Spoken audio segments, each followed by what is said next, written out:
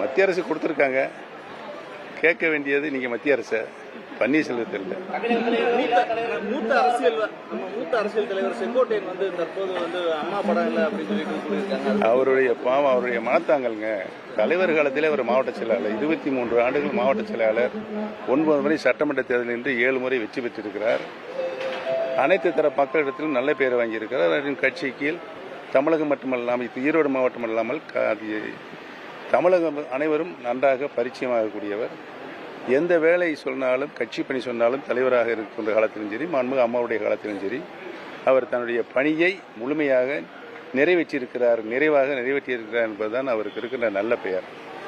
அவர் மனஸ்தாங்கள் என்னன்னா, இந்த இயக்கத்தை உருவாக்கியவர் புரட்சித் தலைவர். இந்த இயக்கத்தை மாபெரும் இயக்கமாக, வரலாற்று இயக்கமாக உருவாக்கியவர், வளர்த்தவர் புரட்சித் தலைவி மாண்புமிகு அம்மா அவர்கள்.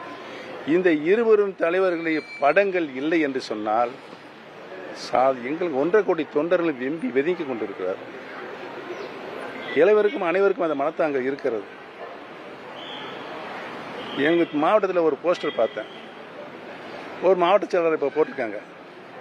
அந்த மாவட்ட செயலாளர் நடந்து முடிந்த நகராட்சி மன்ற தேர்தலில் திமுகவில் 2 பிரிவாக போட்டி போட்டாங்க எங்கள் நகர்மன்ற தலைவருக்கு. அப்பொழுது ஒரு நகர்மன்ற தலைவர் அவர் அழைத்து கொண்டு போய் எங்கள் டிஎம்கே எம்எல்ஏ போய் பேரம் பேசி வாங்கிட்டு நம்மளிடம் இந்த 6 பேரையும் கூட்டு போய் வாங்கி கொடுத்து விட்டார். இன்னைக்கு அவர் மாவட்ட செயலாளர், எங்கள் தேனி மாவட்டத்தில் ஒரு பிரிவுக்கு மாவட்ட செயலாளர். அவர் படத்தை நேற்று பார்த்தேன், நடுவில் அவர் படத்தை பெருசாக போட்டிருக்காங்க.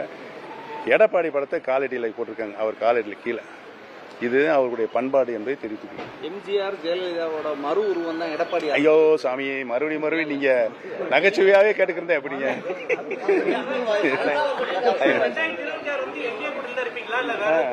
யாரு ஏன் பொறுமையா இருங்க, நீங்க அதுக்குள்ளே சிண்டு முடிஞ்சு விடுறீங்களே எங்களை.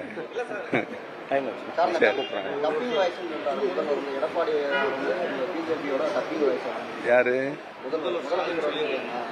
எந்த விதத்தையும் அவர் தான் விளக்கணும். நம்ம அந்த மாதிரி சண்டையெல்லாம் எனக்கு